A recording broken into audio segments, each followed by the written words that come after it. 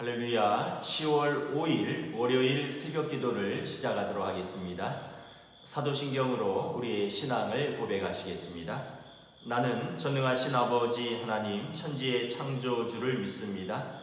나는 그의 유일하신 아들 우리 주 예수 그리스도를 믿습니다.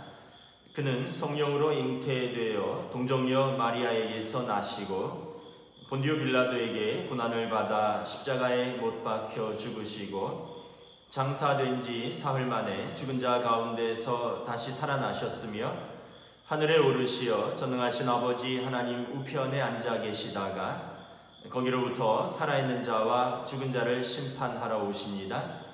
나는 성령을 믿으며 거룩한 공교회와 성도의 교제와 죄를 용서받는 것과 몸의 부활과 영생을 믿습니다. 아멘. 찬송가 549장 찬양하시겠습니다. 찬송가 549장입니다. 내 주여 뜻대로 행하시옵소서.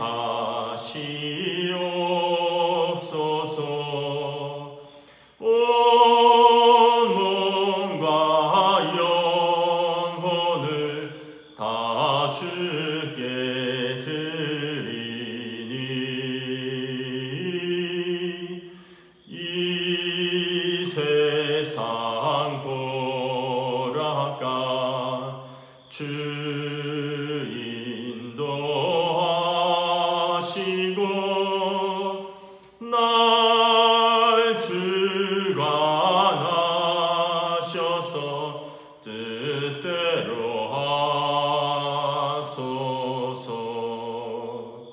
내 주여 뜻대로 행하시옵소서. 큰 근심 중에도 낙심케 마소서. 주님도 때로는 울기도 하셨네. 날 주관하셔서 뜻대로 하소서.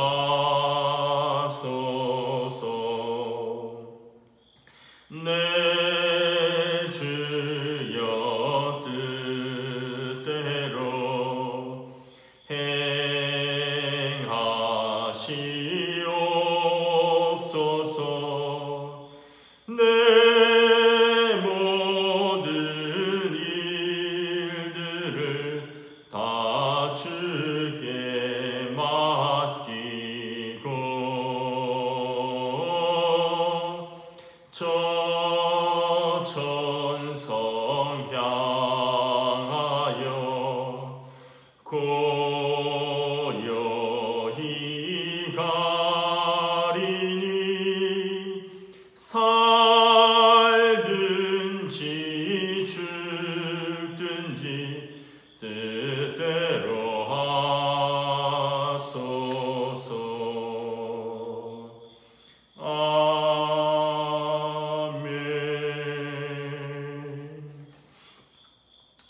오늘 우리 주신 하나님 말씀은 구약성경 예레미야서 42장 1절부터 마지막 절까지 보도록 하겠습니다.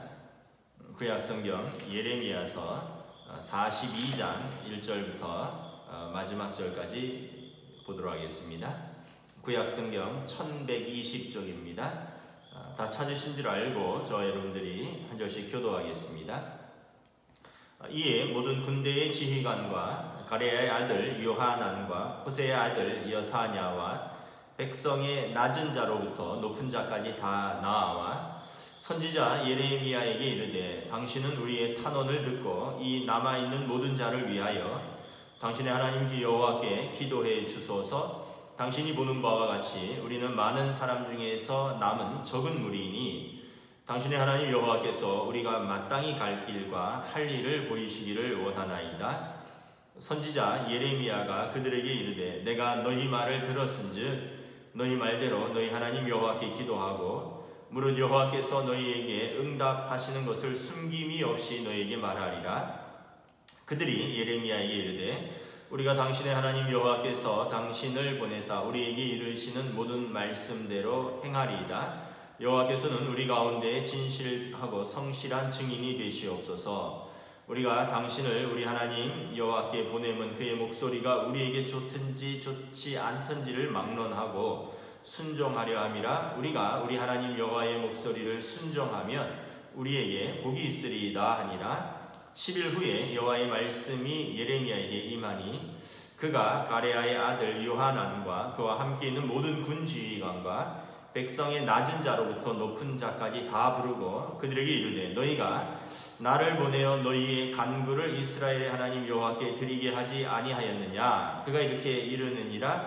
너희가 이 땅에 눌러 앉아 산다면 내가 너희를 세우고 헐지 아니하며 너희를 심고 뽑지 아니하리니 이는 내가 너희에게 내린 재난에 대하여 뜻을 돌이킴이라. 여호와의 말씀이니라. 너희는 너희가 두려워하는 바벨론의 왕을 겁내지 말라. 내가 너희와 함께 있어 너희를 구원하며 그의 손에서 너희를 건지리니 두려워하지 말라. 내가 너희를 불쌍히 여기리니 그도 너희를 불쌍히 여겨 너희를 너희 본향으로 돌려보내리라 하셨느니라. 그러나 만일 너희가 너희 하나님 여호와의 말씀을 복종하지 아니하고 말하기를 우리는 이 땅에 살지 아니하리라 하며 또 너희가 말하기를 아니라 우리는 전쟁도 보이지 아니하며 나팔 소리도 들리지 아니하며 양식의 궁핍도 당하지 아니하는 애굽 땅으로 들어가 살리라 하면 잘못되리라.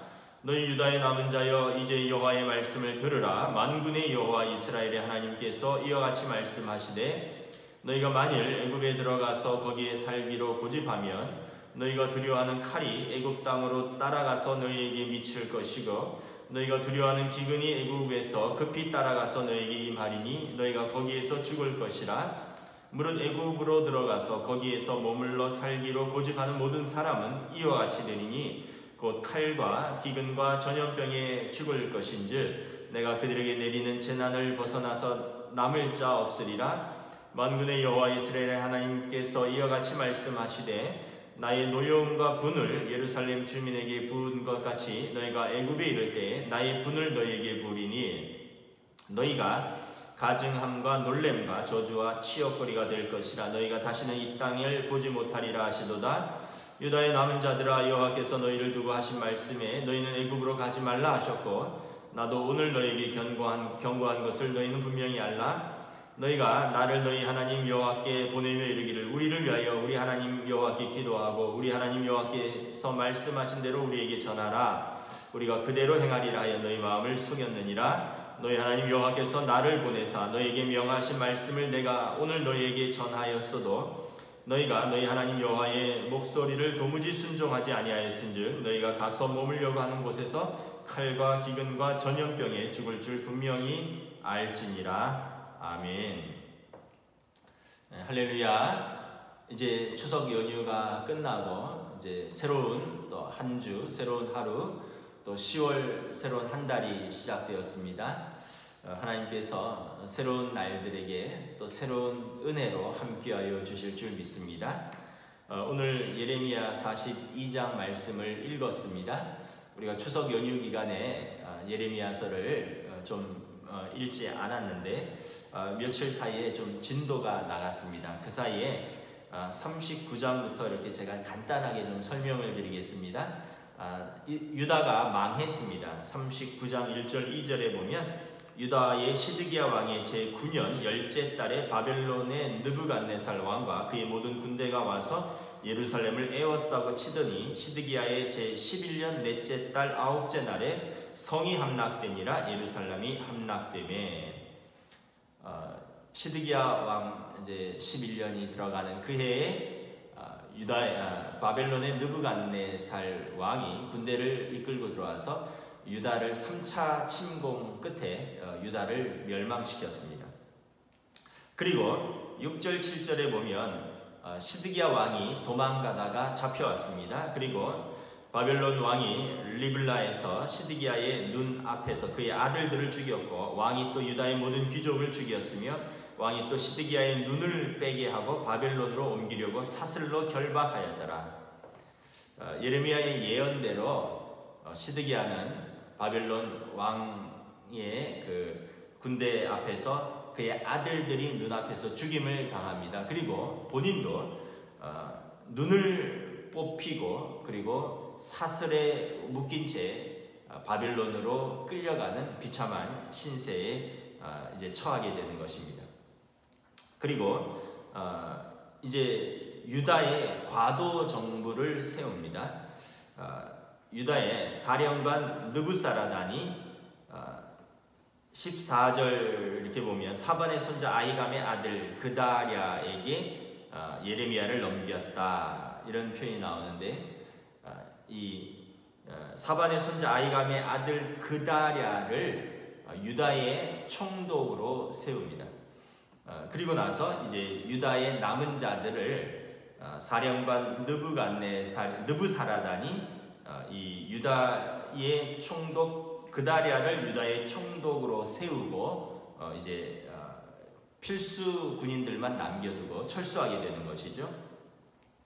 그런데 이 망한 나라에 파벌이 있었습니다. 파벌이 있었는데 그 중에 한 사람이 41장에 보면 왕의 종친 엘리사마의 손자여 느다냐의 아들로서 왕의 장관인 이스마엘이라는 사람이 있었습니다. 왕의 종친 중에 이스마엘이라는 사람이 있었는데 그가 2절에 보면 그 바벨론 왕이 세운 유다의 총독 그다랴를 죽입니다. 41장 2절에 보면 느다냐의 아들 이스마엘과 그와 함께 했던 10사람이 일어나서 바벨론의 왕의 그 땅을 위임했던 사반의 손자 아히감의 아들 그다랴를 칼로 쳐 죽이고, 그러니까 바벨론 왕이 유다 땅에 세웠던 총독 그리고 그 땅에 위임했던 그다랴를 이 시드기야 왕의 종친인 이스마엘이 죽였다는 것입니다. 그리고 9절에 보면 41장 9절에 보면 또 이스마엘이 그다랴에게 속한 사람 70명을 죽여서 구덩이에 던져 넣습니다. 그리고 10절에 보면 41장 10절에 보면 사령관 느부사라단이 아히감의 아들 그다랴에게 위임하였던 바 미스바에 있는 남아있는 백성들을 사로잡아 가는 것입니다. 그리고 이제 그들을 데리고 암몬 자손에게로 이제 떠나가는 것이죠. 그러니까 지금 전국이 굉장히 혼란스러운 상황입니다. 시드기야 11년 넷째 달에 나라가 망했고, 그리고 7째 달에 이 과도 정부를 세워서 총독을 세운 지 석 달 만에 다시 그다랴라는 총독이 살해당하는 것입니다. 이스마엘에게. 그런데 또 파벌이 있었는데 한 파벌의 또 좌장이 요하난이라는 사람이었습니다. 11절에 보면 기레야의 아들 요하난이 군대 지휘관들과 일어나서 41장 12절에 이스마엘과 싸웁니다. 그리고 15절 16 보면 이제 이스마엘을 이제 이기게 되는 거죠. 그래서 이스마엘이 결국은 요하난에게 패하고 그가 암몬 자손에게로 망명을 합니다. 그래서 이제 16절에 보면 41장 16절에 요하난이 이제 모든 군 지휘관들과 함께 이스마엘에게 빼앗겼던 어떤 군대의 지휘관들과 백성들을 되찾습니다. 그런 가운데서 이제 요하난도 고민이 생기는 거죠.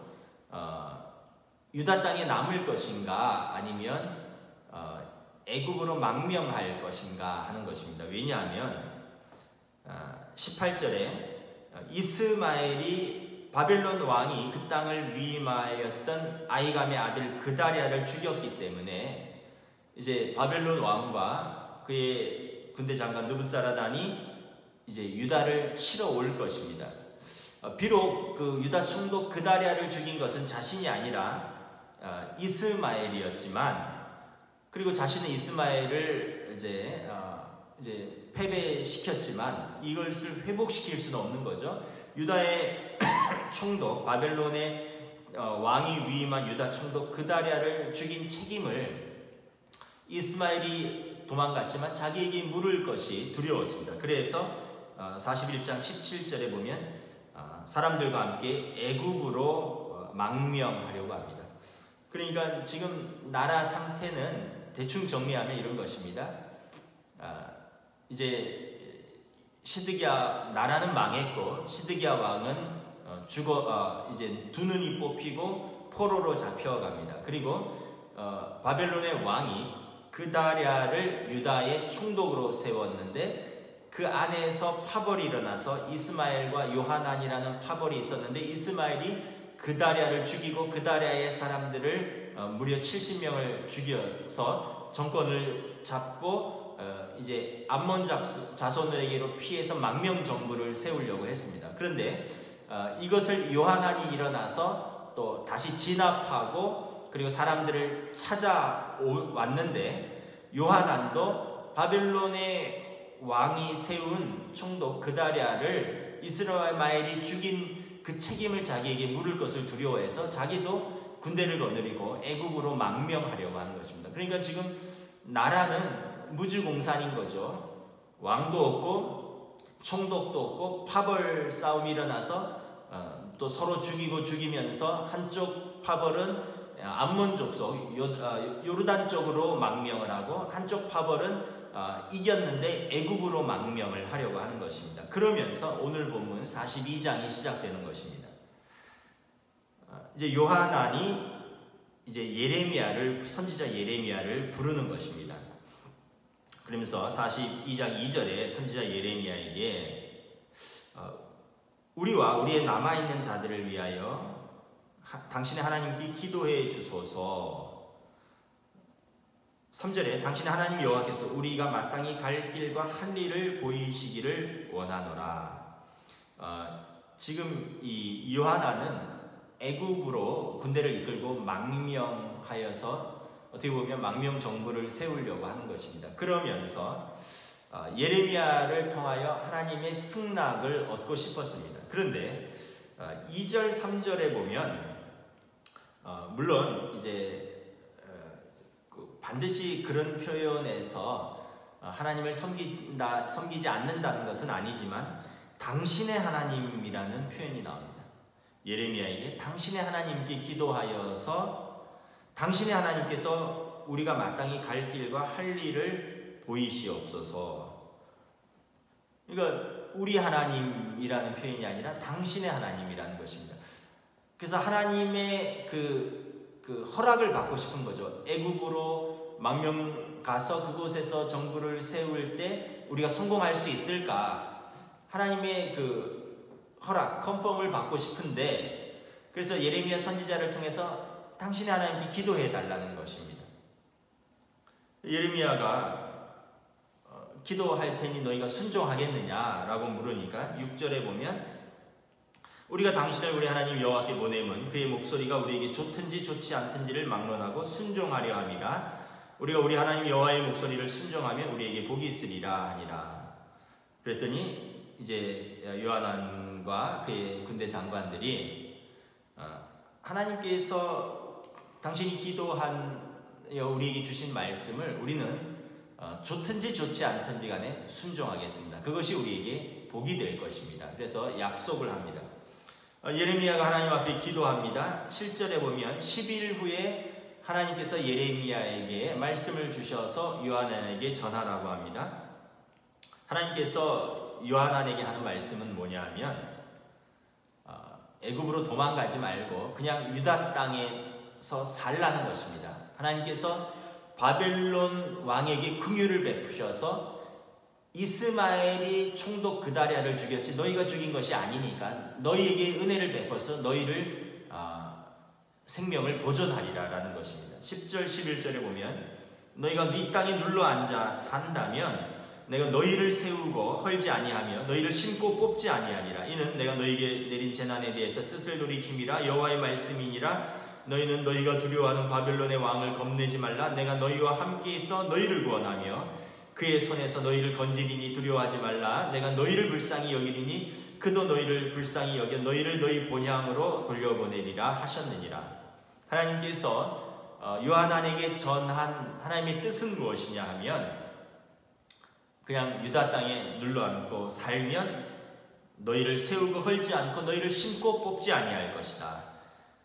바벨론의 왕을 지금 두려워하는데, 왜냐하면 바벨론 왕이 세웠던 유다 총독 그다랴를 이스마엘이 죽였기 때문입니다. 그러나 너가 죽인 것이 아니지 않느냐. 내가 바벨론의 왕을 통치하여서 그로 하여금 너희를 불쌍히 여길 것이다. 바벨론의 왕을 두려워하고 겁내지 말라. 내가 너희와 함께 있고 내가 너희를 구원하고 내가 너희를 건지리니 두려워하지 말고 내가 너희를 불쌍히 여기면 바벨론 왕도 너희를 불쌍히 여기도록 내가 너희를 불쌍히 여길 것이다. 그래서 하나님의 뜻은 도망가지 말고 유다 땅에서 살라는 것입니다. 자기 백성을 돌보라는 것입니다. 여러분 생각해 보십시오. 지금 나라가 어려움에 처했습니다. 왕과 왕의 아들들과 많은 귀족들과 군인들이 전쟁 가운데 죽었습니다.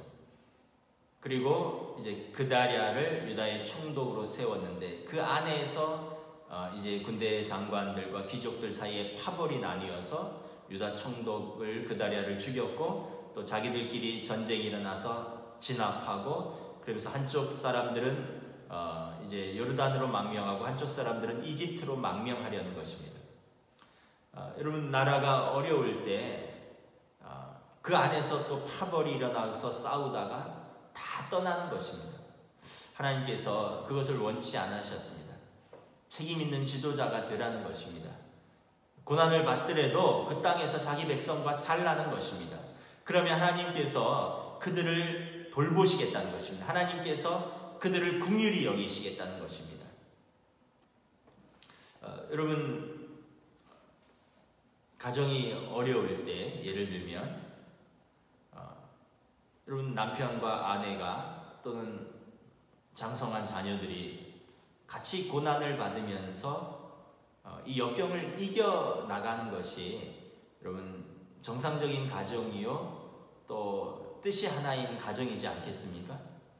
가정이 매우 어렵습니다. 예를 들어서 경제적으로 어렵다든지 또 뭐 어떤 것으로 어렵다라는 것. 그때 이 무거운 짐을 지기 싫어서 남편이 도망을 간다거나 아내가 자녀와 남편을 두고 또 도망을 간다거나 또는 자녀들이 내가 이 짐을 왜 지느냐, 부모님들이 져야지 하고 장성한 자녀들이 자기 혼자 살겠다고 자기들이 이제 출가해서 자기들은 이제 혼자서 산다면 여러분 그 가정은 더 어려워지겠죠. 어려울 때일수록 지금 남아서 서로 힘을 합쳐서 가정을 일으키면서 고난을 극복해야 되는 것이 정상적인 가정 아니겠습니까?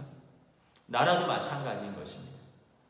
지금 왕은 죽고 왕족들은 죽어가고 그 안에서 파벌들이 일어나서 전쟁들이 일어나고 한쪽은 요르단으로 망명하고 한쪽은 이집트로 망명하고 하나님은 그것을 원하지 않으셨습니다. 하나님께서는 이미 징계를 내리셨지만 이제 그 지도자들은 그 땅에 살면서 자기 백성을 보호하고 지키고 그리고 같이 고난을 받더라도 그 땅에서 살라는 것입니다. 그러면 하나님께서 그들을 지키고 보호하고 불쌍히 여기겠다는 것입니다.